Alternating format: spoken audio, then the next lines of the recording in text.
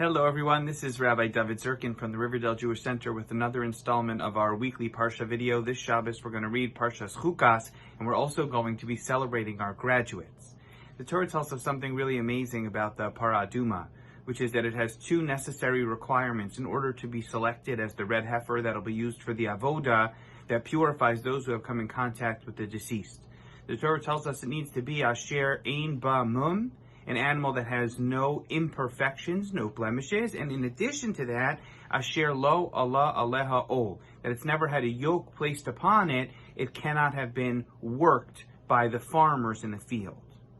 The Chozeh Lublin, one of the great founding Hasidic minds and teachers, the Chozeh Lublin had a very counterintuitive but very personal and relatable interpretation of this pasuk that speaks to each and every one of us as Jews.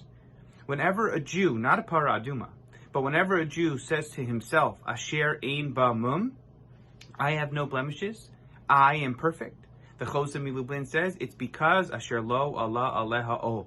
It's because they've never had the yoke of Torah placed upon them. Someone who doesn't have that sense of responsibility, the burden of growth and carrying the Jewish people, is the only kind of person that could ever say, Asher ein ba mum. The Torah asks us to seek a perfect animal, an unblemished animal, an animal that's never been worked. But a person can't ever think of themselves as unworked and unblemished. In fact, the two go hand in hand. A person who sees themselves as responsible sees themselves as imperfect and as needing to grow. As the school year wraps up and we celebrate our graduates this Shabbos, we should be thinking about what we're going to accomplish this summer. What are the goals that we have in mind? The books that we're going to read, the exercise that we're going to get, the restructuring and reframing that we need after COVID so that we can be ready for next year to maximize the opportunities of good health around us in the world. The attitude needs to be the attitude of the Chozeh Lublin. Someone who says, Asher ein ba mum, is someone who is lo aleha ol. Someone who thinks that they are perfect and have nothing to work on hasn't felt that sense of responsibility. But the responsibility of Jewish life and Jewish growth teaches us to embrace our imperfections, to engage our imperfections.